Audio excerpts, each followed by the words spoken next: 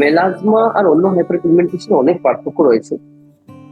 Melasma basically, মেলাজমাতে যে পিগমেন্টটা deposit হচ্ছে dermis বলে একটা আমাদের স্কিনের ত্বকের লেয়ার থাকে, ওখানে গিয়ে ডিপোজিট হয় মেলাজমা, হয়তো ডার্মিস বা এপিডার্মিস বা অন্য রকমের পিগমেন্টেশন মেলাজমার মতন দেখা যেতে পারে। তো মেলাজমা আর বাকি রকমের পিগমেন্টেশন কে চোখে দিয়ে ডিফারেন্সিয়েট করা খুবই ডিফিকাল্ট। তো সবসময় একজন ডার্মাটোলজিস্টের পরামর্শ নেওয়াটা উচিত বিফোর স্টার্টিং ট্রিটমেন্ট। এটা একটা।